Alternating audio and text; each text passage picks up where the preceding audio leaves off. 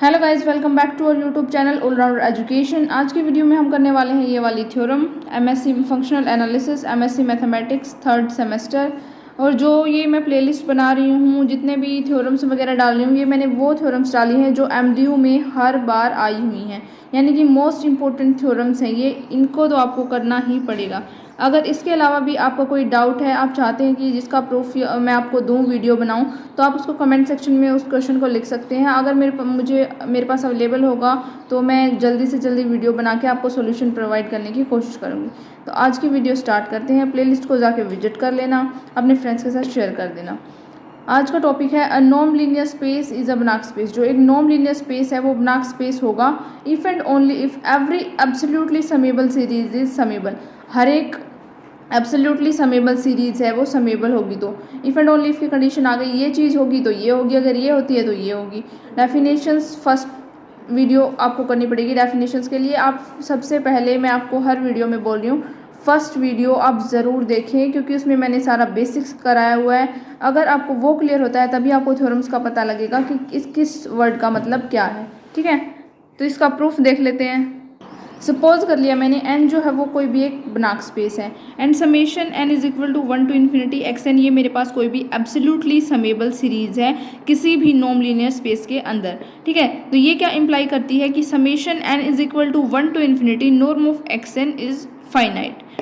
तो by definition के according हमारे पास क्या आ गया कि जो एप्सिलॉन है उसकी वैल्यू ग्रेटर देन 0 होगी। तो कोई भी एक पॉजिटिव इंटीजर एग्जिस्ट करेगा n, such that summation n is equal to हो जाएगा कैपिटल N1 जो इन्फिनिटी तक जाएगा। नॉर्म ऑफ एक्स एन जो है इसकी वैल्यू आ जाएगी लेस देन एप्सिलॉन के। ये हमारे पास हमने कंसीडर कर ली इक्वेशन नंबर फर्स्ट। अब मैंने मान लिया कि m और n मेरे पास कोई भी दो इंटीजर हैं और n की वैल्यू m से बड़ी है।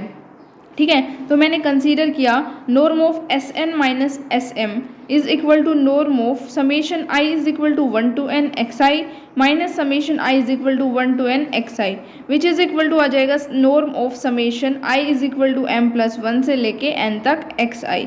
इस चीज़ को हम इस टाइप से लिख सकते हैं। यहाँ से मेरे पास आ जाएगा लेस देन इक्वल टू, इसकी value less than equal to आ जाएगी जब हम समेशन को बाहर लेते हैं और नॉर्म को अंदर भेज देते हैं।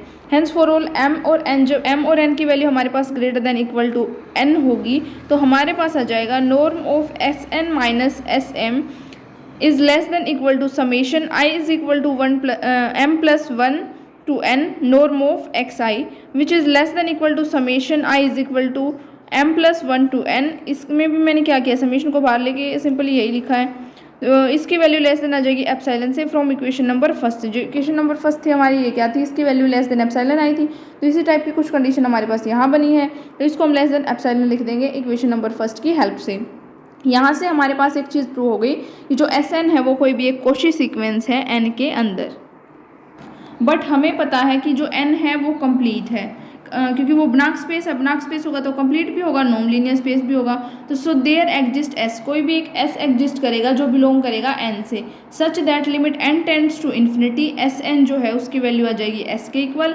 इसका मतलब summation n is equal to 1 to infinity x n है वो हमारे पास समेबल होगा टू एस के।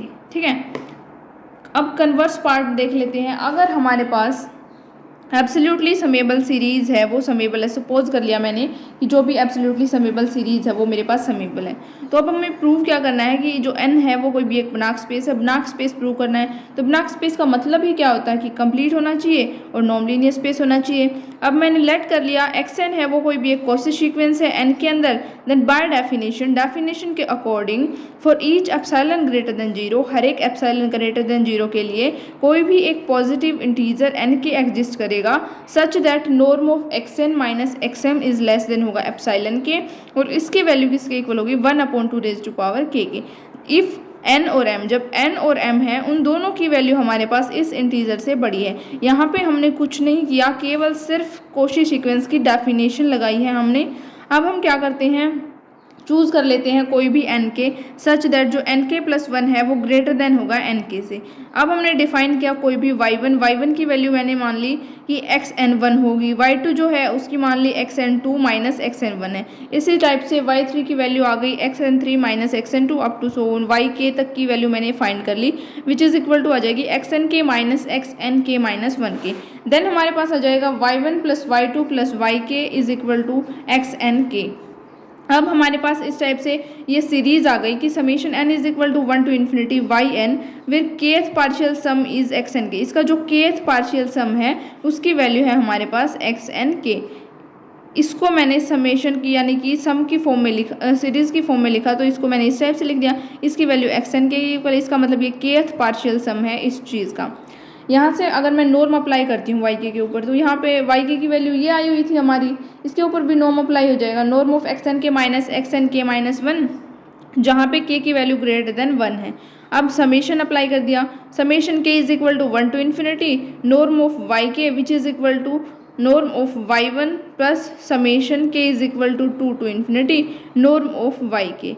अब मैंने क्या किया है, जो ये वाली चीज़ थी इसको मैंने क्या कर दिया कि जो फर्स्ट टर्म है उसको तो मैंने लिख दिया नॉर्म ऑफ y1, और जो बाकी वाली टर्म है के टर्म के लिए के टर्म कंसीडर करी है ना मैंने, तो एक ले ली तो उसके बाद 2 से स्टार्ट होगी, तो के की वैल्यू 2 टू इन्फिनिटी हमारे पास बच गई। तो इसी तरीके से ये क्या आ जाएगा, लेस देन आ जाएगा norm of y1 plus summation k is equal to 2 to infinity 1/2 raise to power k minus 1 इसकी वैल्यू है फ्रॉम इक्वेशन नंबर स्टार से। और इक्वेशन नंबर स्टार हमारी क्या थी, ये यहाँ पे हम जीपी का फॉर्मूला लगा देते हैं, विच इज़ इक्वल टू आ जाएगा norm of y1 plus 1/2 upon 1 minus 1/2। तो मैं आपको एक क्वेश्चन देती हूँ कि जो जीपी का सम है उसका फॉर्मूला क्या होता है, आप मुझे वो कमेंट सेक्शन में लिख के बताएंगे, ठीक है। ये 12th में ही आ जाता है ज्योमेट्रिक प्रोग्रेशन के सम के लिए क्या फार्मूला यूज़ करते हैं हम। यहाँ से आ गया मेरे पास नॉर्म ऑफ y1 प्लस 1 में से 1/2 गया तो 1/2 बचेगा, तो 1/2 से 1/2 कैंसिल हो जाएगा तो 1 आएगा, इसकी वैल्यू आ गई मतलब फाइनाइट। ये क्या अप्लाई करता है कि जो summation k is equal to 1 to infinity norm of y k है वो हमारे पास कन्वर्जेंट है, और summation k is equal to 1 to infinity y k जो है वो हमारे पास एब्सोल्युटली समेबल है। और ये क्या इम्प्लाई करता है कि एब्सोल्युटली समेबल है तो वो समेबल भी होगा। इसका मतलब a sequence of partial sums is convergent, कोई भी जो सीक्वेंस होगी पार्शियल सम्स की जो हमने कंसीडर करी है वो कन्वर्जेंट होगी। ये क्या इम्प्लाई करता है कि एक्स एन के जो है वो हमारे पास कन्वर्जेंट है to s k in n के अंदर, hence using the result that every Cauchy sequence is convergent, हर एक कोशी सीक्वेंस है वो कन्वर्जेंट है if and only if it has a convergent sequence, अगर इसके पास कोई भी कन्वर्जेंट सब सीक्वेंस एग्जिस्ट करती है, ठीक है। So we get the Cauchy sequence x n is convergent. तो यहाँ से हमें रिजल्ट मिल गया कि जो कॉशी सीक्वेंस है एक्स एन वो हमारे पास कन्वर्जेंट होगी, इसका मतलब जो एन है वो हमारे पास ब्लैंक स्पेस होगा, ठीक है। ये कंप्लीट हो गई, तो नेक्स्ट वीडियो में करते हैं नेक्स्ट थ्योरम। तब तक के लिए आप प्लेलिस्ट को विजिट कर लेना, अपने फ्रेंड्स के साथ शेयर कर लेना।